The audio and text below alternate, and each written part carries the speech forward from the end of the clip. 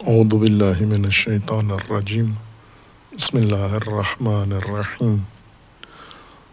اللہم وفقنا لما تحب وترضى واجعل عاقبۃ امورنا خیرا ولا تکلنا الی انفسنا طرفۃ عین ابدا رب ادخلنی مدخل صدق واخرجنی مخرج صدق واجعل لی من لدنک سلطانا نصیرا۔ سورہ مبارکہ بقرہ آیات کریمہ۔ وَقُلْنَا يَا آدَمُ اسْكُنْ أَنْتَ وَزَوْجُكَ الْجَنَّةَ وَكُلَا مِنْهَا رَغَدًا حَيْثُ شِئْتُمَا وَلَا تَقْرَبَا هَٰذِهِ الشَّجَرَةَ فَتَكُونَا مِنَ الظَّالِمِينَ فَأَزَلَّهُمَا الشَّيْطَانُ عَنْهَا فَأَخْرَجَهُمَا مِمَّا كَانَا فِيهِ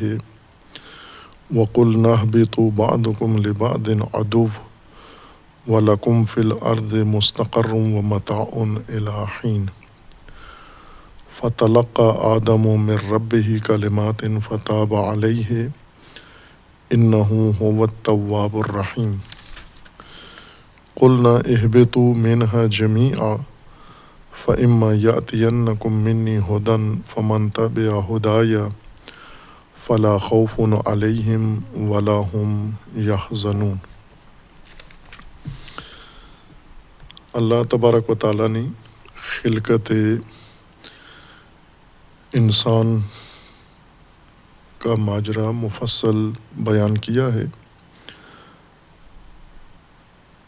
پہلا مرحلہ ملائکہ کو آگاہ کرنا ہے، آگاہ فرمایا، اور اسی مرحلہ میں ملائکہ نے انسان کی خلقت کے متعلق تحفظات کا اظہار کیا جو اللہ تبارک و تعالیٰ نے انہیں بتایا کہ جس چیز سے تم لا علم ہو، بے خبر ہو، اور اللہ کو اس کا علم ہے، آدم کے اندر اس خصوصیت کو ظاہر کر دیا، اور وہ تعلیم آدم ہے۔ حقائق جو اللہ تبارک و تعالیٰ نے آدم کو سکھائے وہ آدم نے ملائکہ کو بتائے، اور حقیقت ملائکہ سے بھی ملائکہ کو آدم نے یا انسان نے آگاہ کیا، اور اللہ تبارک و تعالیٰ نے ملائکہ کو حکم دیا کہ آدم یا انسان کو تسلیم کریں، قبول کریں، مان لیں، اور ملائکہ حکم الہی پر تسلیم ہوئے، جھک گئے انسان کے سامنے اور تسلیم کر لی انسان کی حیثیت کو۔ لیکن ابلیس نے انکار کیا، ابا کیا اور بڑائی دکھائی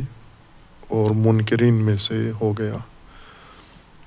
انسان کو انکار کر دیا، انسان کی حیثیت کو، برتری کو اپنے لیے تسلیم نہیں کیا۔ اللہ تبارک و تعالیٰ نے حکم دیا، یا آدم اسکن انت وزوجک الجنہ، اے آدم آپ اور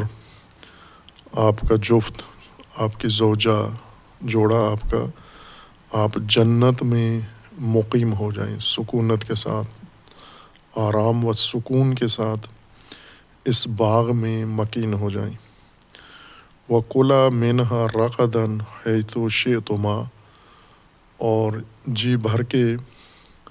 اپنی مرضی کے مطابق جیسے چاہتے ہیں اس باغ سے استفادہ کریں، اس میں کھائیں پئیں، اپنی تمام ضروریات اس باغ سے جیسے چاہتے ہیں بغیر کسی روک کے، پابندی کے استفادہ کریں۔ ایک پابندی ہے اس باغ کے اندر، وَلَا تَقْرَبَا هَٰذِهِ الشَّجَرَةَ فَتَكُونَا مِنَ الظَّالِمِينَ، اس معین درخت کے قریب مت جانا ورنہ آپ ظالمین میں سے ہو جائیں گے، دونوں آپ۔ اور پھر فرمایا کہ فَأَزَلَّهُمَا الشَّيْطَانُ عَنْهَا، اس باغ میں شیطان نے آدم اور حوا، آدم و زوج آدم کو بہکایا اور انہیں اس جنت سے، باغ سے نکلوا دیا۔ اور پھر ہم نے حکم دیا وَقُلْنَا اهْبِطُوا بَعْضُكُمْ لِبَعْضٍ عَدُوٌّ، شیطان کو بھی اور آدم و زوج آدم کو ہم نے اس مسکن سے باغ سے نکال دیا، حکم دے دیا حبوط کا، اور یہ کہہ دیا کہ اب آپ زمین پر ایک دوسرے کے دشمن رہو گے۔ وَلَكُمْ فِي الْأَرْضِ مُسْتَقَرٌّ وَمَتَاعٌ إِلَىٰ حِينٍ، ایک معین زمانے تک، وقت تک آپ زمین کے اندر مستقر رہو گے، اور آپ کے لیے زمین میں متاع ہے جو سامان زندگی ہے، وسائل زندگی۔ اس حبوط کے بعد فَتَلَقَّىٰ آدَمُ مِن رَّبِّهِ كَلِمَاتٍ فَتَابَ عَلَيْهِ، آدم کو اللہ تبارک و تعالیٰ نے پھر ہدایت دی، اور آدم نے وہ ہدایت، وہ کلمات اللہ سے دریافت کیے اور ان کے اوپر توبہ کی، رجوع کیا پھر اللہ کی طرف۔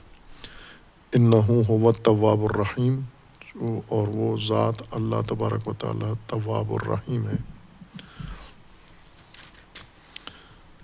اور دوبارہ پھر تکرار فرمایا قُلْنَا اهْبِطُوا مِنْهَا جَمِيعًا فَإِمَّا يَأْتِيَنَّكُم مِّنِّي هُدًى فَمَن تَبِعَ هُدَايَ فَلَا خَوْفٌ عَلَيْهِمْ وَلَا هُمْ يَحْزَنُونَ، اور پھر اس کے بعد انہیں باقی زمین کے اوپر زندگی کا اگلا مرحلہ بیان کر دیا کہ اب میری طرف سے تمہارے اوپر ہدایت آئے گی، تشریع آئے گی، اس کی اگر آپ نے اتباع کی تو خوف و حزن کے بغیر زمین پر زندگی گزارو گے آپ۔ اس میں اللہ تبارک و تعالیٰ نے جس ابتدائی خلقت کے مرحلے میں ایک باغ میں آدم و زوج آدم کو اسکان دیا، سکونت دی، اقامت دی انہیں، اور اس میں انہیں یہ اجازت دی، یہ گنجائش رکھی کہ فراوان چیز موجود ہے، ہر چیز وافر ہے، فراوان ہے، کمی نہیں ہے، اور ان کے لیے پابندی بھی نہیں ہے کہ یہ اس باغ سے کتنا کھائیں، کتنا حاصل کریں، کس چیز سے استفادہ کریں۔ اس کی کوئی قید، کوئی پابندی، کوئی حد نہیں رکھی گئی، ان کی مشیت پر چھوڑ دیا گیا ہے۔ شئتما، جیسے تم دونوں چاہو، جیسے تمہاری ضرورت ہو، جیسے تم لازمی سمجھو، اسی طرح سے اس سے استفادہ کرو۔ لیکن ایک شجرہ ممنوعہ ہے، اس کے قریب نہیں جانا، اس سے دور رہنا ہے، اس سے فاصلے پہ رہنا ہے، ورنہ آپ ظالمین میں سے ہو جائیں گے۔ اور پھر اگلی آیات میں ہے کہ جس چیز سے روکا گیا تھا اسی کا شیطان نے ان سے ارتکاب کروا دیا، انہیں بہکا کر اور لغزش میں مبتلا کر کے۔ یہ خود ایک مرحلہ ہے۔ آدم انسان کو اللہ تبارک و تعالیٰ نے خلقت کے بعد اسکان کے لیے، اس کے لیے فضا ہموار کی، باغ ہموار کیا، تاکہ اس میں انسان زمینی زندگی کا مکمل تجربہ حاصل کر لے، اور اس میں کوئی شریعت نہیں ہے، یعنی ابھی قانون نہیں بنایا کہ کون سی چیز کتنی مقدار میں مصرف کر سکتے ہو، کس چیز کو کس وقت مصرف کر سکتے ہو، آپ استفادہ کر سکتے ہو۔ اور یہ بھی نہیں کہا کہ اس باغ کو آپ بانٹ لو، تقسیم کر لو آپس میں۔ مکمل باغ تم دونوں کے اختیار میں ہے، اور اس سے جیسے چاہو، جب چاہو، جہاں چاہو استفادہ کر سکتے ہو آپ۔ لیکن اس کے اندر ہر چیز تمہارے نفع کی نہیں ہے، ہر چیز تمہارے لیے مفید نہیں ہے، اس میں مضر چیزیں بھی ہیں، نقصان دہ چیزیں بھی ہیں، اور ان سے دوری اختیار کرنی ہے۔ اور اس کو ایک شجرہ کو نمایاں کر کے فرمایا کہ یہ تمہارے لیے نقصان دہ شجرہ ہے، اس کے قریب نہیں جانا۔ اس ماجرا کو اللہ تبارک و تعالیٰ نے قرآن کریم کے دیگر آیات میں بھی ذکر فرمایا ہے، دو مقام پر اسی طرح سے۔ ملتی جلتی خصوصیات کے ساتھ۔ ان میں سے ایک سورہ مبارکہ اعراف میں یہ ماجرا تکرار کیا، تفصیل کے ساتھ بیان کیا ہے۔ سورہ مبارکہ اعراف میں آیت 10 سے یہ مطلب شروع ہوتا ہے، وَلَقَدْ مَكَّنَّاكُمْ فِي الْأَرْضِ وَجَعَلْنَا لَكُمْ فِيهَا مَعَائِشَ قَلِيلًا مَا تَشْكُرُونَ۔ انسانوں کو خطاب ہے کہ ہم نے آپ کے لیے زمین میں آپ کو تمکن دیا ہے، تمکین کی ہے زمین کی آپ کے لیے، یعنی آپ کو اقتدار دیا ہے، آپ کو تسلط دیا ہے اور زمین کو تمہارے سامنے آمادہ کیا ہے۔ وَجَعَلْنَا لَكُمْ فِيهَا مَعَائِشَ، اور زمین پر تمہارے لیے وسائل عیش یعنی زندگی، اردو میں عیش لذت اٹھانے کو کہتے ہیں یا ضرورت سے زیادہ کسی چیز کا ارتکاب کرنے کو کہتے ہیں۔ عربی میں عیش زندگی گزارنے کو کہتے ہیں، عاشا یعنی اس نے زندگی بسر کی، اور معاش وسیلہ جس ذریعے سے اپنے روزگار اور ضروریات زندگی کو پورا کیا۔ وَجَعَلْنَا لَكُمْ فِيهَا مَعَائِشَ، زمین میں تمہیں تمکن دیا، انسانوں کو، تمام انسانوں کو، اور انسان کی تمام نسلوں کو، کسی ایک نسل کی بات نہیں ہے، انسان کو ہم نے زمین پر تمکن دیا، یعنی خلق کیا اور انسان کو صلاحیتیں دیں، زمین کو آمادہ کیا، زمین کو آباد کیا۔ انسان سے پہلے زمین کو حیات کے قابل بنایا، پھر اس کے اندر ہم نے انواع و اقسام کی حیات ایجاد کی، جاندار پرندے اور حیوانات بنائے، اس کے اندر ان حیوانات کے لیے ایک نظام بنایا، اور پھر انسان کو اس آمادہ زمین پر ہم نے بھیجا اور زمین کو اس کے لیے متمکن قرار دیا، یعنی اقتدار انسان کا زمین کے اوپر مسلم بنا دیا۔ وَجَعَلْنَا لَكُمْ فِيهَا مَعَائِشَ، اور سامان زیست، متاع زیست تمہارا ہم نے اس کے اندر رکھا، زندگی کے سامان کو، ضروریات کو۔ قَلِيلًا مَا تَشْكُرُونَ، خوب تھوڑا سے شاکر بھی بنو، تم اس پہلو کی طرف متوجہ رہو۔ اب یہی چیز جو آیات 10 میں ہے، اس کو ایک ترتیب کے ساتھ یہ کس طرح سے ہوا، اس کی تفسیر یوں بیان فرمائیے، وَلَقَدْ خَلَقْنَاكُمْ ثُمَّ صَوَّرْنَاكُمْ، کہ یہ وہ آیات ہیں جو ماجرائے تخلیق انسان کی وضاحت کرتی ہیں، یعنی جو ابہام انسان نے پیدا کر دیا ہے یا انسانی مفروضوں نے اور دیگر منابع نے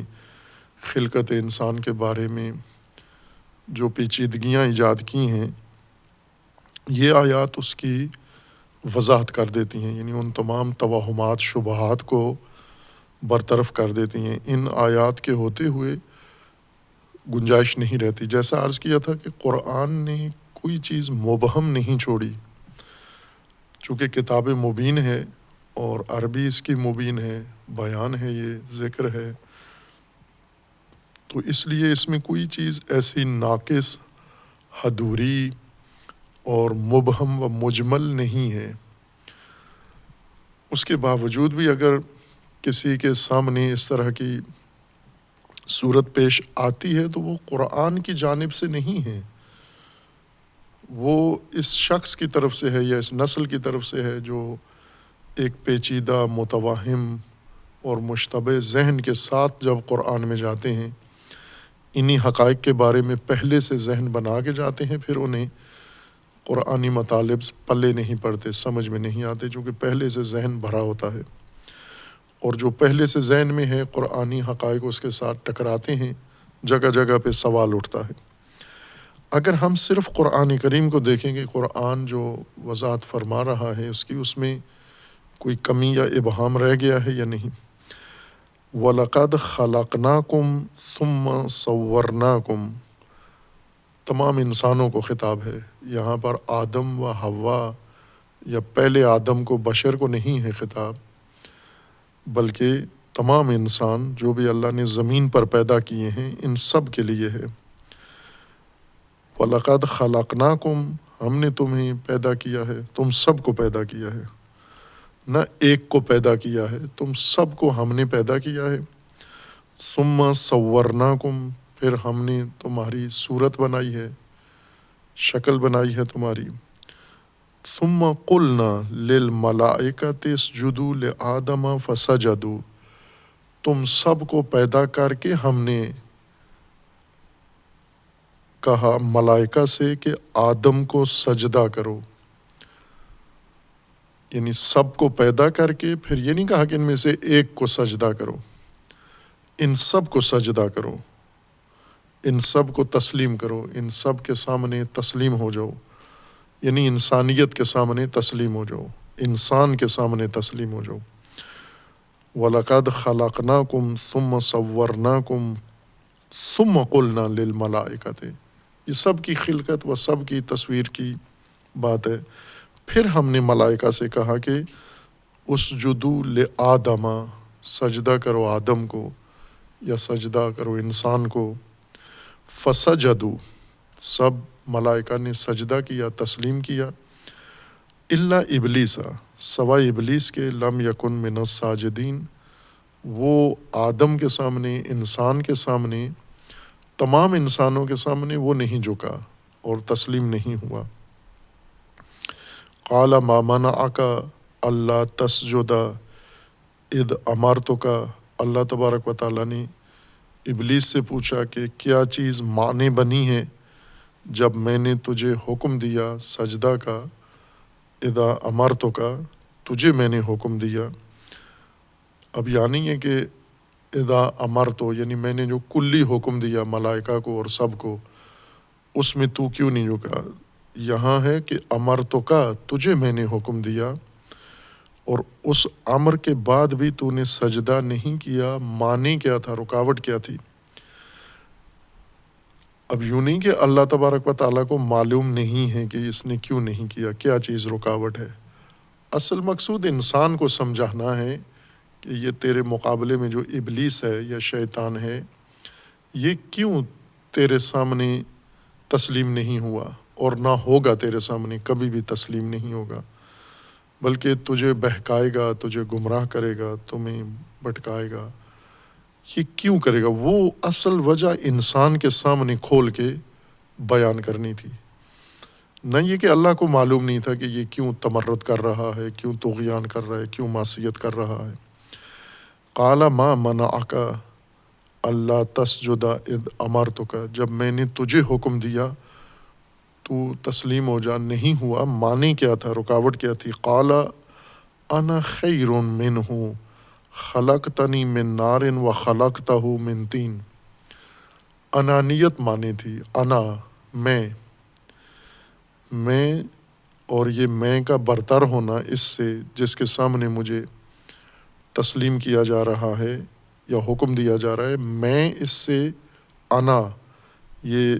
انا اس سے بہتر ہے، اس سے جسے تو نے مجھے نار سے خلق کیا ہے اور اسے طین سے خلق کیا ہے، اس وجہ سے میں اس سے برتر ہوں، میری انانیت اس سے قوی تر ہے۔ قال فاہبط منها فما يكون لك ان تتكبر فيها فاخرج انك من الصاغرين، اللہ تبارک و تعالیٰ نے فرمایا فاہبط منها، نکل جا، تنزل کر یہاں سے، اور یہاں پر تجھے یہ حق نہیں ہے کہ تو تکبر کرے، کبریائی ظاہر کرے۔ فخرج انک من الصاغرین، تو حقیر ہے، پست ہے، گھٹیا ہے، تو یہاں سے دور ہو جا، نکل جا۔ قال انظرنی الی یوم یبعثون، اس نے کہا کہ اب مجھے مردوں کو زندہ کرنے کے دن تک، یوم بعث تک، یعنی قیامت تک مجھے مہلت دی جائے۔ قال انک من المنظرین، معصیت کے بعد یہ ایک مطالبہ کر رہا ہے اور بلا شرط و شروط وہ مطالبہ فوراً مان لیا جاتا ہے، اور مطالبہ بھی معمولی نہیں کر رہا، بلکہ یہ کہہ رہا ہے کہ قیامت تک مجھے مہلت دی جائے، قیامت تک زندگی دی جائے، قیامت تک حیات دی جائے، قیامت تک طاقت دی جائے، قیامت تک یہ سب کچھ وسائل مجھے فراہم کیے جائیں، قیامت تک۔ اور وہ فوراً تسلیم ہو جاتا ہے، قال انک من المنظرین۔ اس کی کوئی شرط نہیں رکھی جاتی کہ اس شرط پر کہ اسے غلط استعمال نہ کر یا قیامت تک کوئی خرابی نہ کر، نہ، جو مانگا دے دیا۔ قال انک من المنظرین قال فبما اغویتنی۔ اب جب اس نے مطالبہ پورا ہو گیا، قیامت تک کی مہلت مل گئی اور تمام طاقت، قوت، وسائل، اسباب مل گئی، ان سے کروں گا کیا؟ اللہ کو کہہ رہے ہے کہ یہ جو آپ سے میں نے لیا ہے، مہلت بھی لی ہے اور وسائل بھی لیے ہیں، اس کے کروں گا یہ کہ قال فبما اغویتنی لأقعدن لهم صراطک المستقیم۔ اس دیے ہوئے وسائل کے ذریعے سے میں تیرے راہ پر، صراط مستقیم پر بیٹھ جاؤں گا، اور بما اغویتنی لأقعدن لهم، لہو کہنا چاہیے تھا اس کو، آدم، یعنی اس کے پیچھے، چونکہ ابھی تو ایک فرد ہے اور ایک فرد کو سجدہ کروایا جا رہا ہے، یہ ایک فرد کے سامنے، لیکن یہ کہہ رہے نا مجھے قیامت تک مہلت چاہیے، اور قیامت تک میں لہم، ان سب کے، یہ جنہیں آپ خلق کر رہے ہیں، یہ جو خلف میں، سابقہ مخلوقات کے خلف میں جنہیں پیدا کر رہے ہیں اور جن کے سامنے تسلیم ہونے کا مجھے حکم دے رہے ہیں، یہ جنہیں فرمایا لقد خلقناکم ثم صورناکم، یہ سارے جتنے بھی ہیں، ان سب کے کو میں اغوا کروں گا، بہکاؤں گا، گمراہ کروں گا، اور گمراہ بھی کروں گا تیرے صراط مستقیم پر بیٹھ کر، پڑاؤ وہاں ڈالوں گا، میرا مسکن وہاں ہوگا، کمینگاہ وہاں ہوگی۔ کہ یہ وہ خصوصیات ہیں جو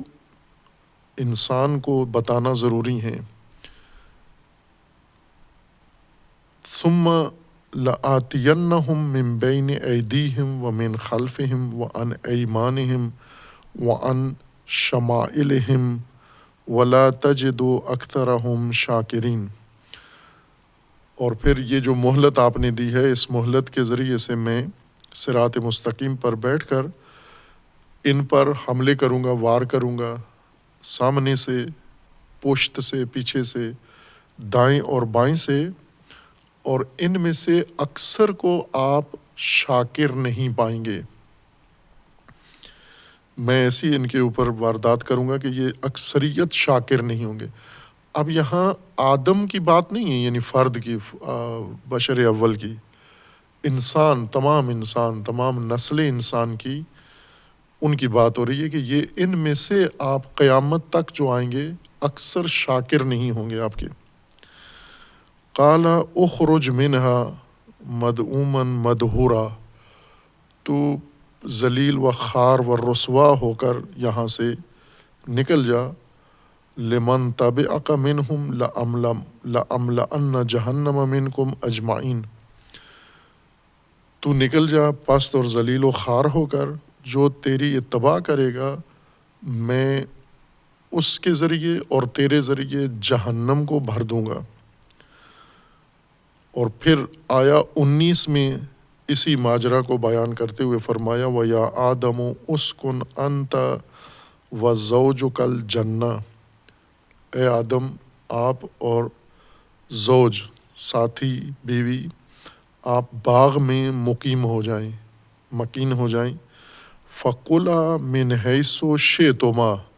اب یہاں رغدن نہیں ہے، رغدن فراخی کو کہتے ہیں، وسعت کو،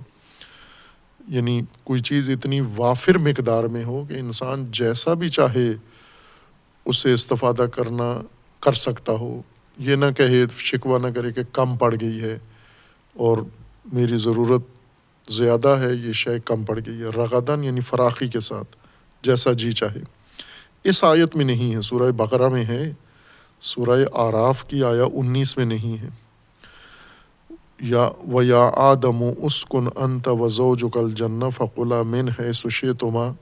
جیسے چاہتے ہو تم، جہاں چاہتے ہو کھاؤ آپ۔ یہ کھانا صرف مقصود نہیں ہے کہ جو انسان منہ سے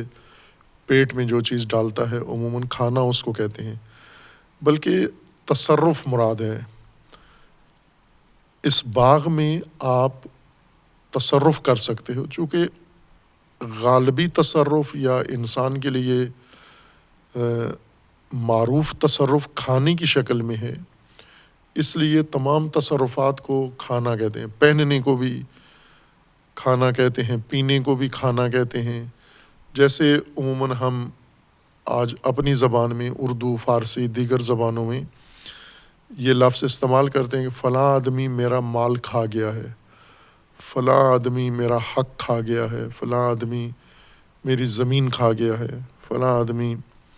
میرے یہ حقوق کھا گیا ہے۔ اس طرح کا یعنی ان کھانے کو محاورے کے طور پر استعمال کرتے ہیں تصرفات کے لیے۔ کوئی بھی انسان کسی چیز کو اگر اپنے اختیار میں لے کر اپنے کام میں لائے، اسے کھانے سے تعبیر کیا جاتا ہے۔ بھائی کہ کھانا ایک خاص تصرف ہے، لیکن استعمال میں ہر قسم کے تصرف کے لیے یہی کہا جاتا ہے ہر زبان میں کہ فلاں کھا گیا یا کھا رہا ہے۔ آپ اس میں کھائیں دونوں من حیث شئتما، جیسے آپ چاہتے ہیں، ولا تقربا ہذہ الشجرہ، اس شجرہ کے قریب نہیں جانا۔ شجرہ درخت ہے، بعد میں اس کی تشریح کریں گے۔ شجرہ قرآن نے فقط درخت کے لیے استعمال نہیں کیا، بلکہ دیگر مادی مصادیق کے لیے بھی استعمال کیا ہے اور معنوی مصادیق کے لیے بھی استعمال کیا ہے۔ اس کی وجہ یہ ہے کہ مصادیق کے لیے الفاظ مقرر نہیں ہوتے، الفاظ معانی کے لیے ہوتے ہیں۔ معانی کے مصادیق دونوں طرح کے ہوتے ہیں، جسمانی بھی اور معنوی بھی ہوتے ہیں، اور دونوں میں اس لفظ کو استعمال کرنا مجاز نہیں ہوتا بلکہ حقیقت ہے۔ لہٰذا کسی مادی چیز کو درخت، شجرہ کہنا بھی حقیقت ہے، اور معنوی امر ہو اور اس کو شجرہ کہیں وہ بھی حقیقت ہے، مجاز نہیں ہے۔ وَلَا تَقْرَبَا هَٰذِهِ الشَّجَرَةَ فَتَكُونَا مِنَ الظَّالِمِينَ، قریب جانا بھی کنایا ہے، کلا کی طرح کھاؤ، دونوں تم مل کر کھاؤ، یعنی تصرف کرو۔ اور اسی طرح تقربا بھی کنایا ہے اس کے کھانے سے اور اس کو استعمال میں لانے اور تصرف میں لانے سے، یعنی یہ ممنوع شجرہ، اس کے قریب نہ جانا۔ قریب سے مراد یوں نہیں کہ صرف اس کا پھل توڑ کے نہیں کھانا، اس کے سائے میں بھی نہیں بیٹھنا، اس کے پتوں سے بھی استفادہ نہیں کرنا، اس کی لکڑی سے بھی استفادہ نہیں کرنا، کسی قسم کا تصرف اس شجرہ میں نہیں کرنا۔ نہ کہ دور کھڑے رہیں اور قریب جانے میں آپ کو اس کے کوئی حساسیت ہے، الرجی ہے، جیسے بعض پودوں کے اندر، درختوں کے اندر ایسی خصوصیت ہوتی ہے اگر انسان ان کے قریب جائے تو اسے جراثیم، وہاں سے وائرس یا کوئی چیز بھی لگ سکتی ہے۔ یہ نہیں تھا مسئلہ کہ وہ ایک ایسا زہریلا شجرہ تھا کہ اگر آدم اس کے قریب جائیں تو انہیں الرجی ہو جائے گی۔ مقصود یہ تھا کہ لا تقربا، یعنی اس میں تصرف نہیں کرنا، اس میں سے کوئی چیز اپنے لیے استفادہ نہیں کرنا، نہ اس کی لکڑی سے، نہ اس کے سائے سے، نہ اس کے پتوں سے، نہ اس کے پھل سے۔ اس شجرہ سے متعلقہ کوئی چیز بھی آپ اس کو اپنی زندگی میں کسی بھی مقصد کے لیے کام میں نہیں لانا، ورنہ آپ ظالمین میں سے ہو جائیں گے۔ فَوَسْوَسَ لَهُمَا الشَّيْطَانُ، سورہ بقرہ میں ہے فَأَزَلَّهُمَا الشَّيْطَانُ، یہاں پر ہے وہ اضلال جو کیا، لغزش، وہ وسوسے کی صورت میں کیا۔ فَوَسْوَسَ لَهُمَا الشَّيْطَانُ، وسوسہ کہا جاتا ہے کسی بات کو دوسرے کے دل میں غیر محسوس طور پر ڈال دینا، دھیمے سے ڈال دینا۔ جیسے یہ بعض لوگ ہوتے ہیں جو کان کے نزدیک منہ کر کے دھیمی سی آواز میں صوت پیدا کیے بغیر کچھ کہہ دیتے ہیں، بالکل دھیمی آواز میں کہ دوسرا کوئی بھی نہ سن سکے، اس کو وسوسہ کہتے ہیں۔ ممکن ہے منہ کان کے قریب بھی نہ لا جائیں، ویسے انسان کو کسی اشارے سے، کسی طریقے سے کسی کے دل میں ایک بات ڈال دینا، یہ وسوسہ ہے، غیر محسوس طور پر ڈال دیں، اس طرح سے کہ جس کے دل میں یہ بات گئی ہے اسے محسوس بھی نہ ہو کہ کون ڈال رہا ہے میرے دل میں یہ بات اور کیوں ڈال رہا ہے، اس طرح سے کہ خود وہ بات چلی جائے، جیسے عموماً روزانہ گھروں کے اندر ہوتا ہے، سماج میں ہوتا ہے، معاشرے میں، طبقات میں جو لوگ اکٹھے رہتے ہیں ان کے اندر یہ کام ہوتا ہے کہ ایک آدمی دوسرے کے بارے میں بدگمانی ڈال دیتا ہے کسی کے ذہن میں، کبھی محسوس بنا کر ڈالتا ہے نام لے کر کہ یہ فلاں آدمی جو آپ کے ساتھ اٹھتا بیٹھتا ہے یہ قابل اعتماد آدمی نہیں ہے، یہ فاسد آدمی ہے، یہ فاسق آدمی ہے۔ یہ وسوسہ نہیں ہے، یہ جو کھلے بندوں سب کے سامنے محسوس طور پر کہا جا رہا ہے، یہ اور عنوان ہے اس کا۔ لیکن اگر اس طرح سے انسان یہی بدگمانی دوسرے کے دل میں پیدا کر دے، اشارتاً کنایتاً کوئی ایسا منظر دکھا کے، کسی چیز کو واسطہ بنا کر، ذریعہ بنا کر یہی بدگمانی دوسرے کے دل میں ڈال دے، اس کو وسوسہ کہیں گے، غیر محسوس طور پر۔ شیطان نے وسوسہ ڈالا، ان دونوں کو ڈالا۔ فقولا، بعض جگہ پر ہے کہ آدم کو وسوسہ کیا، بعض جگہ پر ہے دونوں کو کیا۔ فوسوس لہما الشیطان لیبدی لہما ما وری عنہما من سوءتہما، اور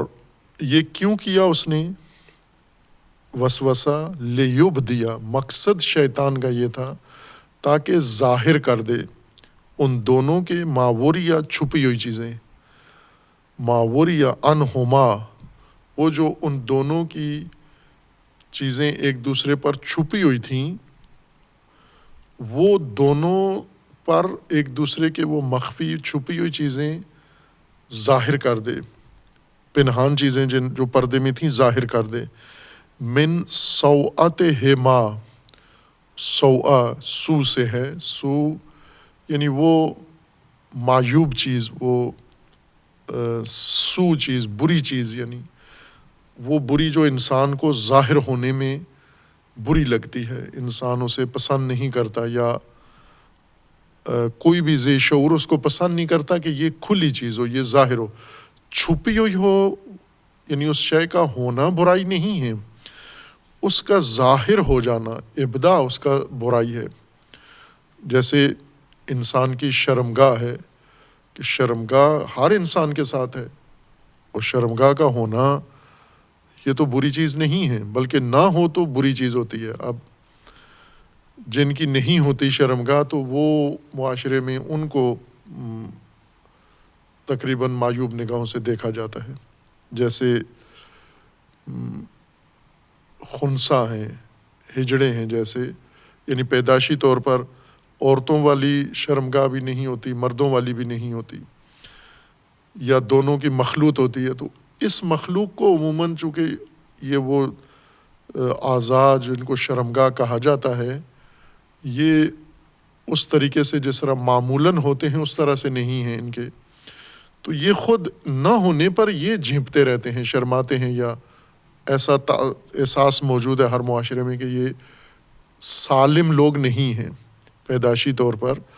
جسمانی طور پر یہ سالم نہیں ہیں، یعنی ان کے اندر کمی ہے کوئی۔ شرمگاہ بھی انسان کے اعضاء میں سے ایک حصہ ہے، اگر نہ ہو تو ناقص ہے انسان۔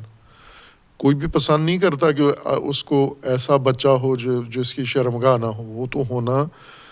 چونکہ اللہ تبارک و تعالیٰ نے انسان کو پیدا کیا ہے، یا جانور بھی ایسے ہیں، جانوروں کی بھی اگر یہ اعضاء نہ ہوں جن کو شرمگاہ کہا جاتا ہے، البتہ ان کے لیے شرمگاہ نہیں ہے، ان کے اعضائے ذکوری یا اعضائے انوثت یہ اگر حیوان میں بھی نہ ہوں تو بھی معیوب حیوان سمجھا جاتا ہے۔ انسان کے اندر بھی یہ اعضاء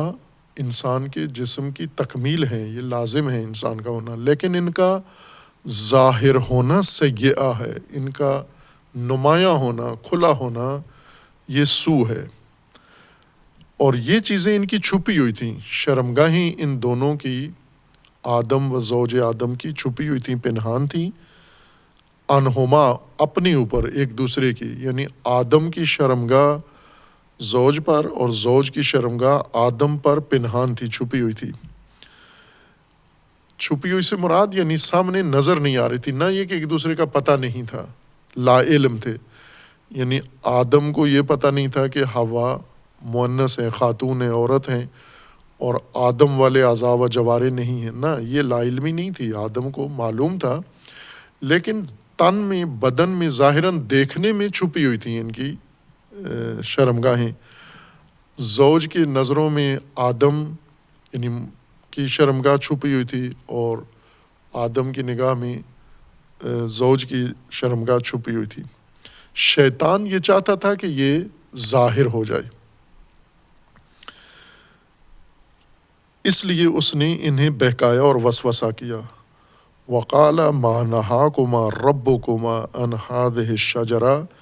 الا ان تکونا ملکین او تکونا من الخالدین۔ وسوسہ کیا کیا کہ یہ جو اس شجرہ سے آپ کو روکا گیا ہے، من کیا گیا ہے، یہ آپ کے ساتھ اچھا نہیں ہوا، آپ کو محروم کر دیا گیا ہے، یہ ممنوع چیز بہت ہی لازمی مفید آپ کے لیے ہے۔ اور یہی انسان آج بھی نسل انسانی اسی وجہ سے بہک رہی ہے کہ جو کچھ اللہ تبارک و تعالیٰ نے ممنوع قرار دیا ہے، دوسری طرف سے ان کو یہ وسوسہ، یہ احساس تلقین ہوتی ہے کہ اس کے اندر تمہاری کوئی بھلائی ہے، خیر ہے تمہارے اندر اس کے لیے، لہٰذا اس ممنوع کی طرف انسان مائل ہو جاتا ہے ان وسوسوں کے نتیجے میں۔ شیطان نے انہیں اکسایا، بہکایا کہ اس لیے تمہارے رب نے تمہیں اس شجرہ سے روکا ہے، منع کیا ہے، تاکہ تم دونوں ملک نہ بن جاؤ، ملکین۔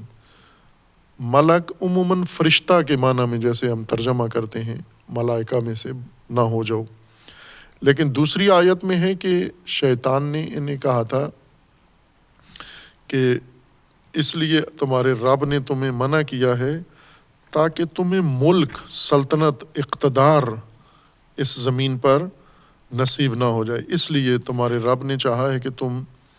اس شجرہ کے قریب نہ ہو۔ یہ شجرہ خلد ہے اور یہ شجرہ اقتدار و سلطنت ہے، اس لیے تمہیں روکا ہے۔ اور انسان کے اندر ان دونوں چیزوں کی خواہش موجود ہے، وہ چاہتا ہے کہ یہ دونوں اسے حاصل ہوں۔ آگے آیت آئے گی سورہ طٰہٰ میں کہ اس نے کہا کہ یہ ملک لا یبلا،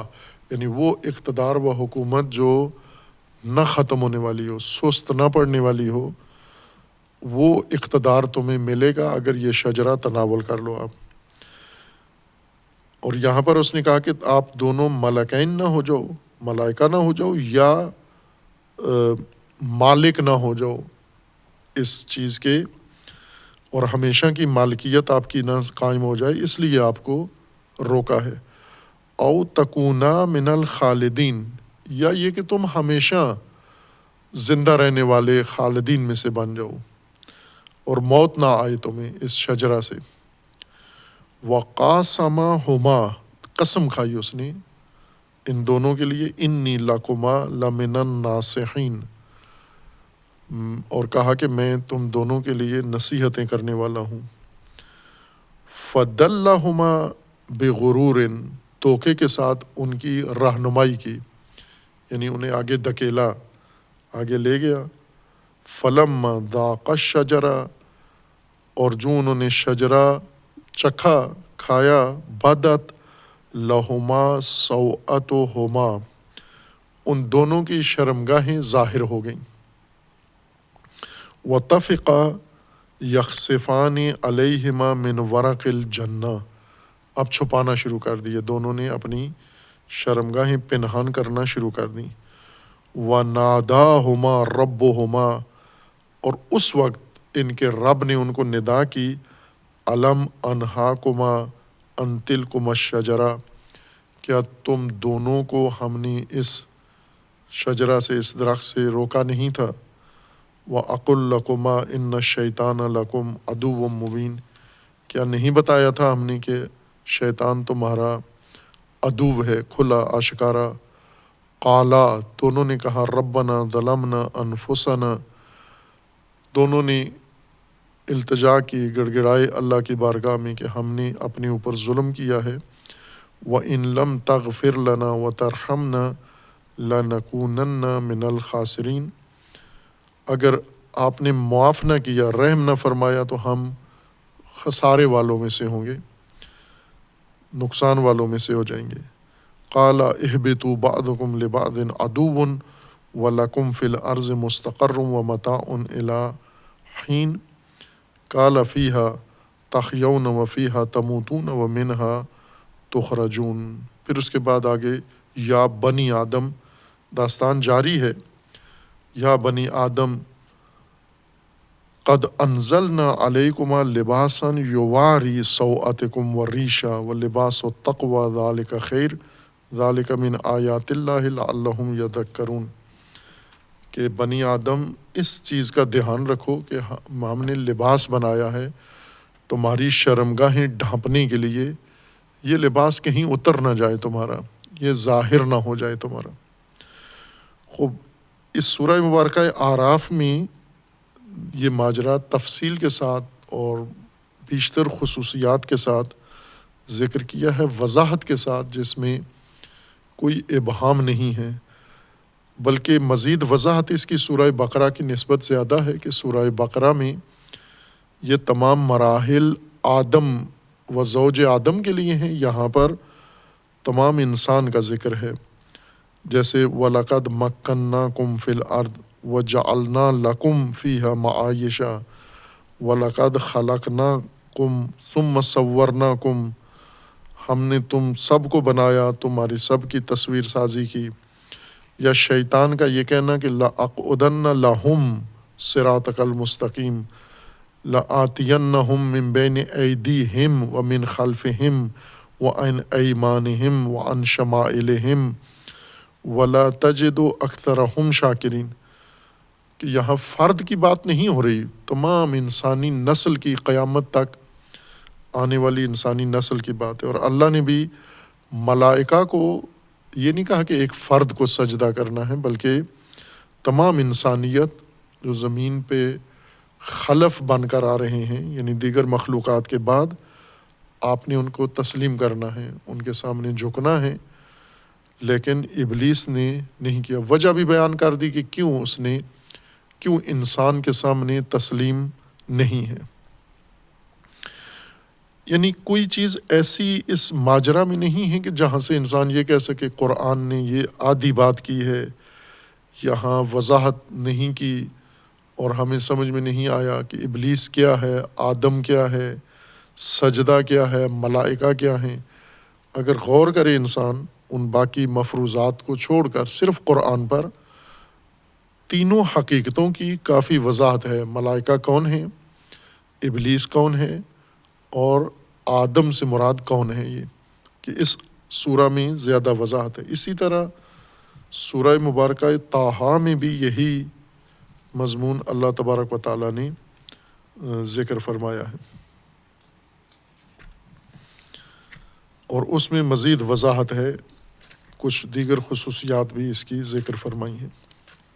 سورہ مبارکہ طٰہٰ میں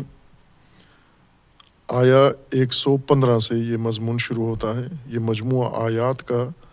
یہی ماجرا پھر بیان کر رہا ہے، کچھ اضافی خصوصیات کے ساتھ جو سورہ بقرہ اور سورہ اعراف کی آیات میں ہیں، وہ ساری خصوصیات ہیں، کچھ مزید اس کی وضاحت ہے۔ وَلَقَدْ عَهِدْنَا إِلَىٰ آدَمَ مِنْ قَبْلُ فَنَسِيَ وَلَمْ نَجِدْ لَهُ عَزْمًا، ہم نے آدم سے پہلے عہد لیا۔ فنسیہ، آدم عہد اپنا بھول گئے، فراموش کر بیٹھے۔ وَلَمْ نَجِدْ لَهُ عَزْمًا، اور ہم نے آدم میں عزم، پختگی نہیں پائی، ارادے کی پختگی، عزم نہیں پایا۔ وَإِذْ قُلْنَا لِلْمَلَائِكَةِ اسْجُدُوا لِآدَمَ فَسَجَدُوا إِلَّا إِبْلِيسَ أَبَى، اور جب ہم نے ملائکہ کو کہا کہ آدم کو سجدہ کریں، ان سب نے سجدہ کیا، یعنی تسلیم ہوئے، ابلیس نے نہیں کیا، اس نے انکار کر دیا۔ فَقُلْنَا یا آدم إِنَّ هَذَا عَدُوٌّ لَكَ وَلِزَوْجِكَ، یہ آپ کا اور آپ کی زوج کا دشمن ہے۔ فَلَا يُخْرِجَنَّكُمَا مِنَ الْجَنَّةِ فَتَشْقَى، اب دھیان رکھنا ہے آپ نے کہ یہ آپ کو اس زندگی سے جو ابھی یہاں آپ کو فراہم ہوئی ہے، رغدن حیث شئتما، جس میں آپ فراخی کے ساتھ اور جیسے جی میں آئے اپنی مرضی کے مطابق زندگی بسر کر سکتے ہیں، بغیر کسی تنگی کے، بغیر کسی مشکل کے، بغیر کسی کمی کے، یہ دھیان رکھنا کہ یہ تمہارے ہاتھ سے یہ زندگی ختم بھی ہو سکتی ہے، اور مشقتوں والی زندگی بھی اس کے بدلے میں تمہیں مل سکتی ہے، اور یہ کام یہ کرے گا، یہ عدو، یہ کھلا آشکارا دشمن تمہارا۔ ان لک اللہ تجوع فیہا ولا تعرا، اب اس کا دو طرح سے ترجمہ کیا گیا ہے۔ ایک یہ کہ خبر دی جا رہی ہے آدم کو کہ جو زندگی آپ کو فراہم کی گئی ہے اس میں کوئی کھٹکا نہیں ہے، نہ بھوک کا چنتا ہے، نہ اس میں آپ کو تن ڈھانپنے کا مسئلہ ہے، نہ اس میں پیاس لگے گی، نہ اس میں دھوپ لگے گی،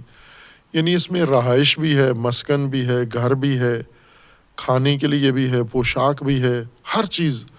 جو آپ کی ضرورت ہے، مادی ضرورت ہے، وہ ساری یہاں فراہم ہے تمہارے لیے۔ اور یہ دھیان رکھیں کہ یہ تمہارے ہاتھ سے جا بھی سکتی ہے، نکل بھی سکتی ہے، یہ زندگی یہ ختم بھی ہو سکتی ہے، اور ہوگی اسی عدو کے ہاتھوں۔ یہ پر آسائش زندگی یہ خطرے میں ہے، یہ تمہارے ہاتھ سے جا سکتی ہے، اور شیطان محروم کر سکتا ہے تمہیں اس زندگی سے، اور مشقتوں والی زندگی میں بھی خطرہ ہے تمہارے جانے کا۔ فوسوس الیہ الشیطان، اب یہاں پر زوج کا ذکر نہیں ہے، وسوسہ آدم کو کیا شیطان نے۔ فوسوس الیہ الشیطان قال یا آدم هل ادلک علی شجرۃ الخلد وملک لا یبلی، یہاں پر ہے ملک لا یبلی، نہ ختم ہونے والا اقتدار اور سلطنت، حکومت یا مالکیت۔ تو ملکین سے بھی یہی مراد ہے کہ وہاں جو انہیں کہہ رہا تھا کہ تاکہ آپ دونوں ملک نہ بن جائیں، یعنی مراد یہی تھی کہ آپ دونوں وسیع سلطنت آپ کی نہ قائم ہو جائے اور آپ کا اختیار نہ بڑھ جائے، اور شجرہ خلد آپ کو بتاؤں اور شجرہ اقتدار آپ کو بتاؤں، وہ اقتدار جو نہ ختم ہونے والا ہو۔ فَأَكَلَا مِنْهَا، وہ شجرہ جس سے روکا گیا تھا کہ اس میں قریب نہ جانا، اس کے قریب ہو گئے یہ اور اس کا ارتکاب کر لیا، شجرہ خلد سمجھ کر، وہ شجرہ اقتدار سمجھ کر اس کا ارتکاب کیا۔ فَأَكَلَا مِنْهَا فَبَدَتْ لَهُمَا سَوْءَتُهُمَا وَطَفِقَا يَخْصِفَانِ عَلَيْهِمَا مِنْ وَرَقِ الْجَنَّةِ، دونوں کی شرمگاہیں کھل گئیں اور ظاہر ہو گئیں، اور فوراً چھپانے لگے، پھر شرمندہ ہو کر اپنی شرمگاہیں چھپانے لگے، من ورق الجنہ، باغ کے پتوں سے۔ وَعَصَىٰ آدَمُ رَبَّهُ فَغَوَىٰ، آدم نے نافرمانی کی، معصیت کی، رب کے فرمان کی، اور اس طرح بہک گئے آدم شیطان کے کہنے پر۔ ثُمَّ اجْتَبَاهُ رَبُّهُ، پھر اللہ نے انتخاب کیا، چنا آدم کو، فَتَابَ عَلَيْهِ، یعنی آدم کو اپنے حال پہ نہیں چھوڑ دیا کہ اب اس غلطی کے بعد یا اس عصیان کے بعد اب جو بھگتنا ہے کرو، نہ، اللہ تبارک و تعالیٰ نے پھر آدم کو چن لیا، فَتَابَ عَلَيْهِ، اور توبہ آدم کی قبول کی، وَهَدَىٰ، اور پھر آدم کو ہدایت بھی عطا کی۔ قَالَ اهْبِطَا مِنْهَا جَمِيعًا بَعْضُكُمْ لِبَعْضٍ عَدُوٌّ، آدم، حوا زوج اور شیطان، آپ سب حبوط کرو، تنزل کرو، اترو یہاں سے۔ فَإِمَّا يَأْتِيَنَّكُم مِّنِّي هُدًى،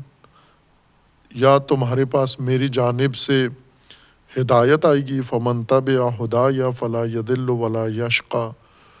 اگر آپ نے میری طرف سے آنے والی ہدایت کی پیروی کی تو پھر ہدایت پر بھی آ جاؤ گے، گمراہ بھی نہیں ہوگے اور مشقتیں بھی نہیں ہوں گی تمہیں۔ وَمَنْ أَعْرَضَ عَنْ ذِكْرِي فَإِنَّ لَهُ مَعِيشَةً ضَنْكًا، اور جس نے میرے ذکر سے اعراض کیا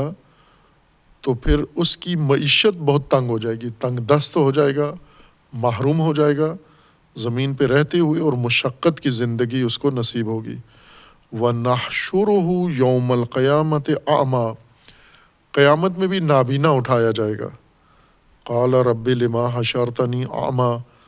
وہ اپنے رب سے کہے گا کہ مجھے نابینا کیوں اٹھایا ہے، وقد كنت بصیرا، میں تو دنیا میں بصارت رکھتا تھا، بینا تھا، مجھے یہاں نابینا کیوں اٹھایا ہے۔ قال كذلك اتتك آیاتنا فنسیتها، جواب رب کا آئے گا کہ یہ اس وجہ سے ہے کہ میری آیات، میری نشانیاں، ہدایت دنیا میں تیرے سامنے آئی تھیں اور تو انہیں فراموش کر دیا، نظر انداز کر دیا۔ وَكَذَلِكَ الْيَوْمَ تُنْسَىٰ، آج تو نظر انداز ہو گیا ہے، آج تو فراموش ہو گیا ہے۔ وَكَذَلِكَ نَجْزِي مَنْ أَسْرَفَ وَلَمْ يُؤْمِنْ بِآيَاتِ رَبِّهِ وَلَعَذَابُ الْآخِرَةِ أَشَدُّ وَأَبْقَىٰ، پھر اس کے بعد یہی داستان جاری، اولم یہد لہم کم اہلکنا قبلہم من القرون یمشون فی مساکنہم ان فی ذلک لآیات لأولی النہی۔ خوب ان تین موارد میں ایک ہی داستان خصوصیات کے ساتھ ذکر کی گئی ہے، ان تینوں کو اگر باہم دیکھیں تو یہ ماجرا بالکل واضح طور پر اللہ تبارک و تعالیٰ نے ذکر فرمایا ہے۔ سورہ بقرہ میں ہے وَقُلْنَا يَا آدَمُ اُسْكُنْ أَنْتَ وَزَوْجُكَ الْجَنَّةَ وَكُلَا مِنْهَا رَغَدًا حَيْثُ شِئْتُمَا وَلَا تَقْرَبَا هَٰذِهِ الشَّجَرَةَ فَتَكُونَا مِنَ الظَّالِمِينَ، کہ آپ یہاں پر رہو اس باغ میں اور کھاؤ، رغدن کھاؤ، فراخی کے ساتھ، وسعت کے ساتھ، حیث شئتما، جیسے مرضی ہے کھاؤ۔ اب ظاہر ہے کہ آدم کو یہاں نہیں کہا گیا کہ آپ زیادہ کھانا نہیں ہے، زیادہ پینا نہیں ہے، اس مادی چیزوں کے پیچھے نہیں جانا، یہ نہیں کہا کہ آدم کو باغ میں رکھا، اس باغ میں ساری آسائشیں، زندگی کی تمام آرام و سکون، جسمانی مادی سکون سارا فراہم کیا۔ مسجد بنا کے نہیں دی، آدم کو بناتے ہی آدم و زوج کو کہ یہ تمہاری مسجد ہے اور تم دن رات اس کے اندر عبادت کرو اور مسجد سے باہر نہیں آنا، مسجد کے اندر تمہیں ضروریات پوری ہوتے رہیں گی، نہ، باغ بنایا۔ باغ بنایا، باغ سے مراد یعنی جس کے اندر تمام آسائشیں، جیسے ابھی سورہ طٰہٰ میں اور سورہ اعراف کی آیات میں ان آسائشوں کی مزید وضاحت ہو گئی ہے کہ یہ آسائشیں ہم نے ہر طرح کی، جس میں نہ بھوک ہے، نہ پیاس ہے، نہ دھوپ ہے، یعنی دھوپ نہ ہونے کا مطلب یہ ہے کہ یوں نہیں کہ آپ چٹیل میدان میں رات کو سو گئے یا دن کو، بلکہ رہنے کے لیے مکان ہے، اچھا مکان ہے، سہولتوں والا مکان ہے تمہارا، اور کھانے کے لیے تمہارے یہ باغ ہے، اس میں ہر چیز ہے، سبزیاں ہیں، دالیں ہیں، جو تمہاری ضرورت ہے، تمہارے جسم کی ضرورت ہے اور تمہاری خواہش ہے کھانے کی، ان دونوں کے مطابق اس باغ میں ہر چیز اگ رہی ہے، نہ کہ صرف پھل ہیں بلکہ اس میں غلات بھی ہیں، اس کے اندر پانی بھی ہے، اس میں بہت ساری آسائشیں اور چیزیں اس میں موجود ہیں اس باغ میں، اور ان سب سے آپ استفادہ کرو بغیر کسی مشکل کے۔ لیکن اس میں خیال رکھنا کہ نقصان دہ چیزیں بھی اس باغ کے اندر، اس ماحول کے اندر جو آپ کے لیے فراہم کیا گیا ہے زندگی کے لیے زمین کے اوپر، تو اس میں بہت ساری اور چیزیں بھی جو آپ کے لیے شدید نقصان دہ ہیں وہ بھی موجود ہیں، ان کی طرف دھیان رکھنا ہے، ان کا ارتکاب نہیں کرنا، اگر انہیں تناول کر لیا پھر شدید نقصان ہوگا آپ کا۔ اور دوسرا یہ فرمایا کہ یہ عدو بھی آپ کا، شیطان بھی آپ کا، آپ کے ساتھ ہی رہے گا۔ اس کو مہلت دی گئی ہے، یہ خصوصاً اس لیے ہے تاکہ آپ اس عداوت کے ساتھ زندگی گزاریں، یعنی جہاں پر اللہ تبارک و تعالیٰ نے آپ کو خلق کیا ہے، آپ کی تمام ضروریات و آسائشیں مہیا کر دی ہیں، اور اس جنت سے باہر کیا ہے؟ جنت سے باہر بھی زمین ہی ہے، یہ باغ بھی زمین پر ہے، اور جنت کے باہر کی جو زمین ہے وہ مشقتوں والی ہے، وہاں ہر چیز نہیں ہے۔ اس جگہ پر یہ ہر چیز آپ کے لیے آمادہ ہے، ورنہ دوسری جگہ پر چلے جاؤ، جیسے آج مختلف ممالک ہیں، کچھ ممالک ایسے ہیں جہاں پر زندگی کی ہر آسائش موجود ہے اور سہولت کے ساتھ انسان کو مل جاتی ہے، لیکن بعض ساتھ ہی پڑوس میں دوسری جگہوں پر ایسے ممالک ہیں، ایسے شہر ہیں جہاں پر ابتدائی ضرورتیں بھی پوری نہیں ہیں۔ یہاں پر آپ کے اچھے مکانات ہیں رہنے کے لیے، اچھی سڑکیں ہیں بنی ہوئی، اور گرمی سردی سے بچنے کے لیے اہتمام ہے، آپ کے اس منڈی کے مارکیٹ کے اندر ہر چیز موجود ہے آپ کی ضرورت کے مطابق، رغداً فراخی کے ساتھ، جتنا چاہو جب چاہو آپ آسائش کا سامان اپنا لے کے تناول کر سکتے ہو۔ لیکن اسی ماحول کے اندر یہ جو بھرپور آسائشوں والی جگہ ہے آپ کے لیے، اس میں کچھ ممنوع امور بھی ہیں، اگر وہ انجام دیے تو اس ماحول سے محروم ہو جاؤ گے۔ مشقتوں والی زندگی بھی ہے، پھر ساتھ ایک ایسا اور شہر ہے جس میں پینے کا پانی بھی نہیں ہے، جس میں گھر بھی نہیں ہے رہنے کے لیے، جس میں گرمی سے بچنے کا بھی کوئی انتظام نہیں ہے، جس میں سردی سے بچنے کا کوئی انتظام نہیں ہے، جس میں آپ کی بنیادی ضرورتیں بھی پوری نہیں ہیں، فقط مشقتیں ہیں، تکلیفیں ہیں، وہ بھی موجود ہیں۔ وہاں جانے کا خطرہ کیسے ہے؟ اگر اس ماحول کے آداب اور اس ماحول کے جو احکام قوانین ہیں ان کو اگر آپ نے توڑا، پھر آسائشوں والی زندگی سے آپ مشقت والی زندگی میں منتقل کر دیے جاؤ گے۔ فراخی رغدن سے کہاں چلے جاؤ گے؟ زنکا، معیشت زنکا میں، عیش رغد یعنی بہت وسیع معیشت، اور معیشت زنکا یعنی بالکل تنگ دستی، جس میں انسان کو بقدر ضرورت بھی میسر نہ ہو۔ رغدہ یعنی ضرورت سے بھی زیادہ آپ کے اختیار میں ہے معیشت، ایک یہ معیشت ہے، اور یہ دونوں زمین کے اوپر ہیں، معیشت رغدہ اور معیشت زنکا، اور انتخاب تمہارا اپنا ہے۔ تم نے اب دیکھنا ہے کہ معیشت زنکا میں غرق ہونا ہے، تنزل کرنا ہے، اترنا ہے، نیچے آنا ہے، یا معیشت رغدہ میں رہنا ہے۔ خب آدم کو خلق کرنے کے بعد ملائکہ کو کہا کہ سجدہ کرو، آدم کو نہیں کہا کہ سجدہ کرو۔ یہ جنت ہے، اس میں سجدے کا انتظام ہے، اس میں وضو کا بھی انتظام ہے،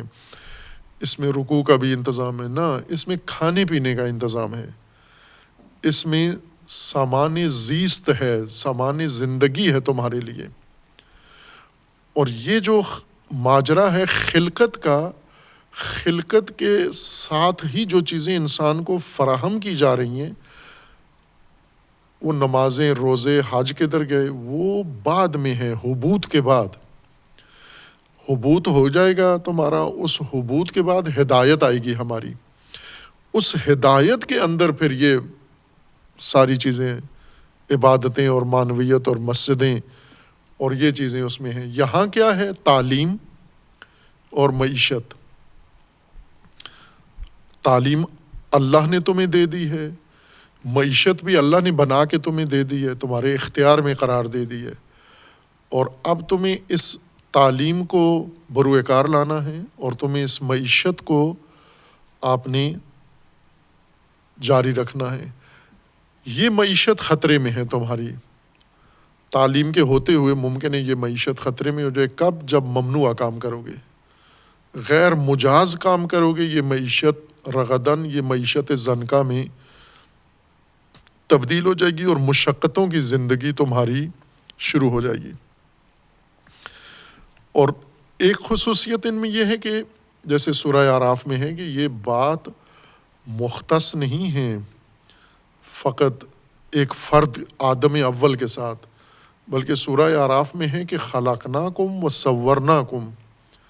ثم قلنا للملائکۃ، ہم نے آپ سب کو خلق کیا، انسانیت کو،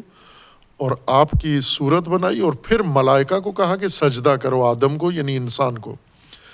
تو وہ سب کچھ سجدہ فرد واحد کے لیے نہیں تھا، اور یہ انتظام و اہتمام یہ بھی فرد واحد کا نہیں ہے، یہ انسان کے لیے انتظام ہے۔ یعنی اللہ تبارک و تعالیٰ نے یہ داستان خلقت و خلافت انسان کے لیے بیان فرمائی ہے، نہ ایک فرد کے لیے۔ ایک فرد کے ساتھ یہ سب کچھ نہیں پیش آ رہا، یہ سب کچھ انسان کے ساتھ پیش آ رہا ہے۔ سجدہ بھی اسی کو ہو رہا ہے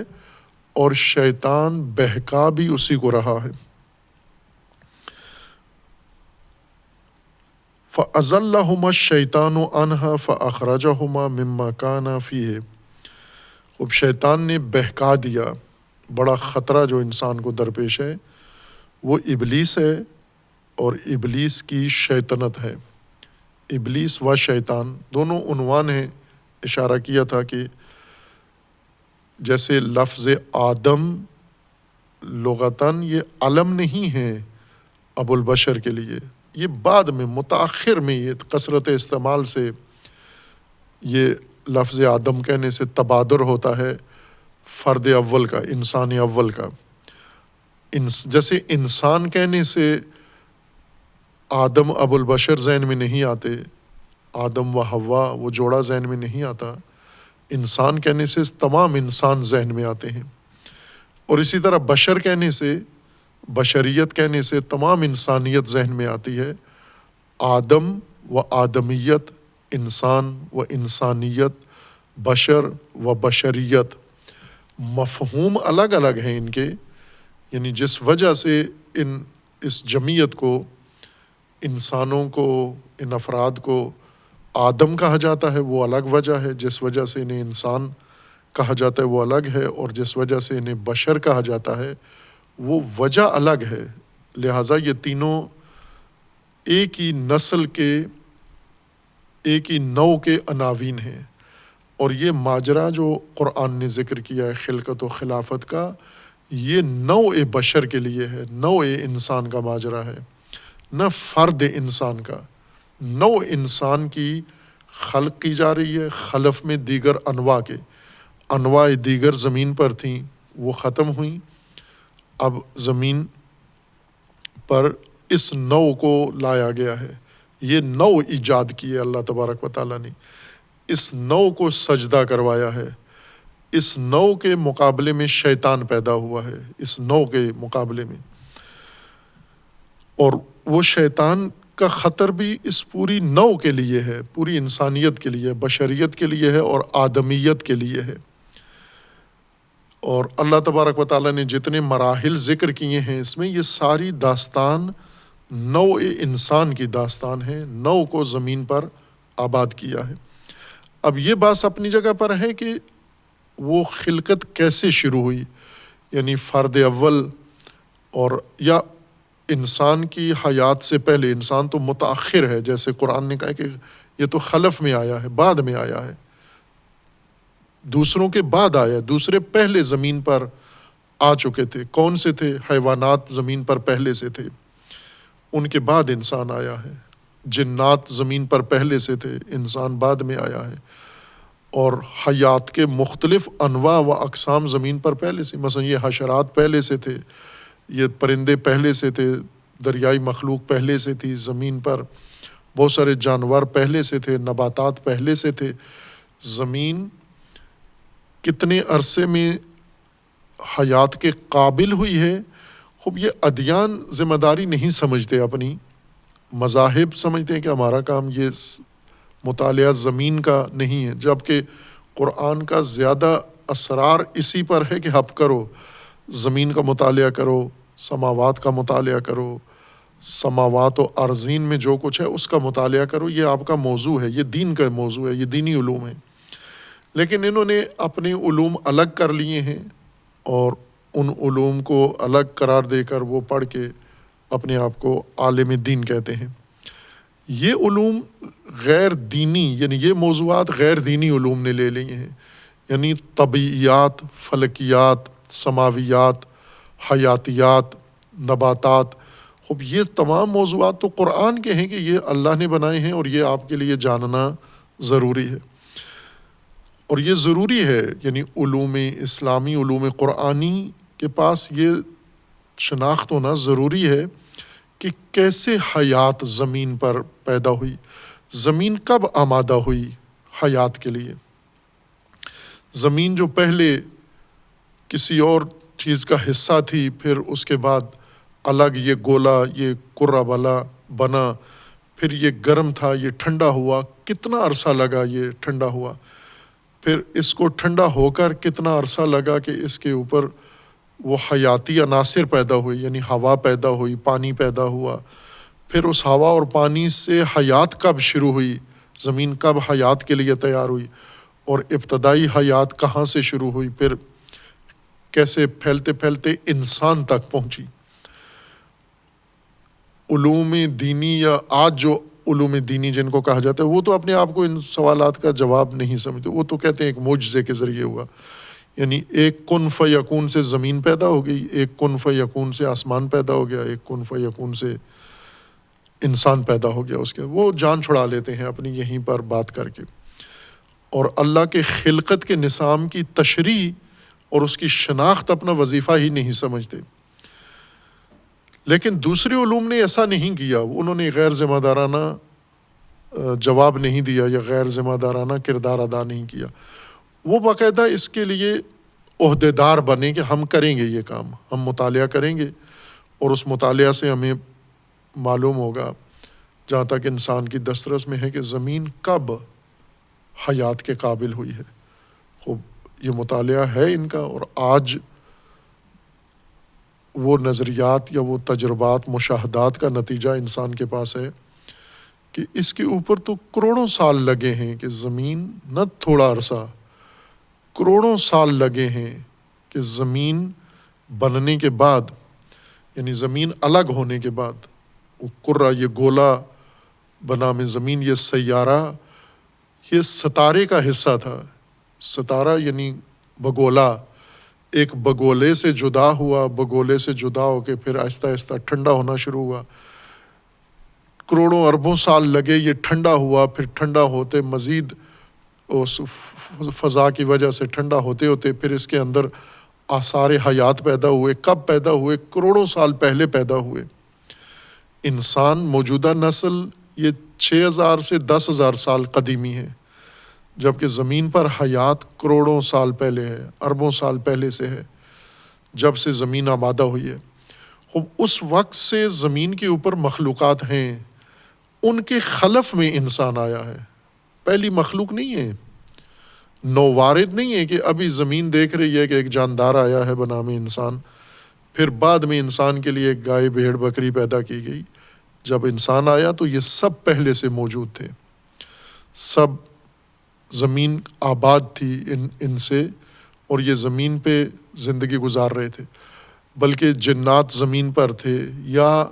بعض روایات کے مطابق کہ نسناس زمین پر تھے۔ انسان کا خلف ہونا بتاتا ہے کہ پہلے بہت کچھ تھا زمین پر، ہم نے اس خلف کا رخ کسی اور طرف موڑ دیا ہے کہ یہ اللہ کے خلف میں آیا ہے، اللہ کے بعد یہ آیا ہے، نہ، یہ اللہ کی مخلوقات کے بعد آیا ہے۔ تو اللہ نے زمین کو پہلے سے متعدد، متنوع مخلوقات سے آباد کیا ہوا تھا، وہی مخلوقات جن کے آج تیل سے پٹرولیم نکل رہا ہے، زمین بھری ہوئی ہے تیل سے۔ یہ کس کا تیل ہے؟ ان زندہ جانداروں کا تیل ہے، عظیم الجثہ، جو ختم ہو گئے اور دب گئے، اور کتنے لاکھوں سال لگے کہ ایک جاندار یا ایک نو پوری وہ پگھل کے اس کا خون زمین کے نیچے جمع ہو کے پٹرولیم بن جائے۔ خب یہ مطالعات علوم دینی اپنی ذمہ داری نہیں سمجھتے، علوم دینی اور موضوعات انہوں نے لے لیے ہیں، لیکن دوسرے علوم نے یہ کام کیا ہے، یہ ان کی نیابت میں انہوں نے یہ کام کیا ہے کہ کتنا عرصہ لگتا ہے زمین کے نیچے یہ مائعات، یہ گیسیں بننے میں، پٹرولیم بننے میں، اور یہ کن چیزوں کا، یہ گیسیں اور پٹرول کس چیز کا نتیجہ ہے، یہ علم زمین شناسی سے پتہ چلتا ہے انسان کو۔ اس لیے اللہ تبارک و تعالیٰ نے یہ جو فرمایا کہ میں خلف میں بنا رہا ہوں،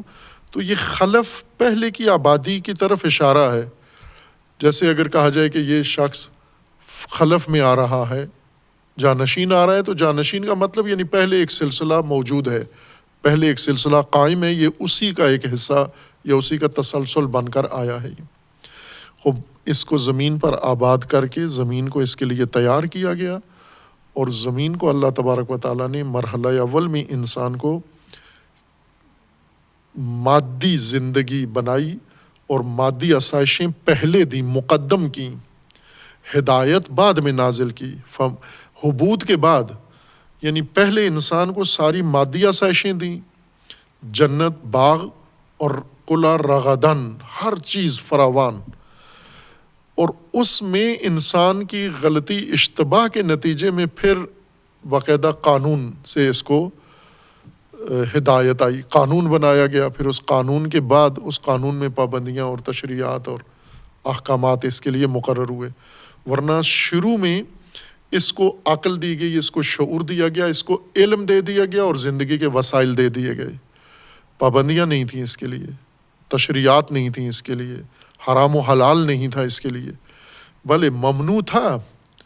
یعنی انسان کے لیے مضر و مفید اس ماحول میں ساری چیزیں تھیں، اور اس کا علم انسان کو دے دیا گیا، ساتھ خبردار بھی کر گیا کہ شیطان بھی موجود ہے جو آپ کو بہکائے گا، جو آپ کو نقصان پہنچائے گا۔ بعد میں انسان نے ناقدری کی، اس فضا سے باہر آیا، اور پھر ہدایت کی ضرورت پڑی کہ اس کو علم، شعور، عقل کے ساتھ ساتھ اس کو اب ایک منظم، مدون، منشور کی بھی ضرورت ہے، ایک نظام کی بھی ضرورت ہے، ورنہ شیطان نے جو قسم کھائی تھی پوری کر دکھائی، یعنی اکثر کو غیر شاکر بنا دیا۔ اب یہ جو شیطان کے بہکاوے میں آئے ہیں، ان کو دوبارہ اللہ تبارک و تعالیٰ کی بندگی میں لانے کے لیے اللہ تبارک و تعالیٰ نے پھر ان کے لیے اہتمام کیا، پھر کتابیں نازل ہوئیں اور رسل نازل ہوئے، پھر ان کی ہدایت کا علیحدہ سے انتظام ہوا۔ ابتدائی انتظام وہ فطرت تھی، علم تھا اور شعور تھا، اور یہ ساری زمین تھی انسان کے اختیار میں قرار دی گئی۔ یہ اہتمام بعد میں انسان کے لیے ہوا، اور اس کو انسان نے ضائع کیا، اس فرصت کو۔ اب یہ جیسا اشارہ کیا تھا کہ شجرہ جس طرف ہمارے مفسرین باس کو لے گئے ہیں، شجرہ کیا تھا؟ انگور تھا، کھجور تھا، گندم تھی، جو تھا، چنا تھا، چاول تھا۔ اکثر مباحث قرآنی میں جو ہم وارد ہوئے ہیں حواشی میں، اور قرآنی جہت سے بحث کو ہٹا کے دوسری طرف لے گئے ہیں۔ جس طرف قرآن ہمیں رہنمائی کر رہا ہے اس طرف نہیں گئے، قرآن کے ساتھ آگے نہیں گئے، اور دوسرا اپنا دروازہ کھول کے پھر اس کے بعد تمام نے اس باب میں اپنی علمیت ساری ظاہر کی ہے مفسرین نے۔ پھر فرقے بنے، مسالک بنے، اور فرقوں نے ان مسائل کو اور زیادہ ہوا دے دی، اور وہ جو جہت قرآنی تھی وہ بھول ہی گئے۔ اسی داستان کے اندر ساری بنیاد خلقت کی، انسان کی، اور زمین پر انسان کی حیات کی ساری بنیاد یہاں وضاحت کے ساتھ بیان کر دی ہے۔ وصلی اللہ علی محمد وآلہ الطاہرین۔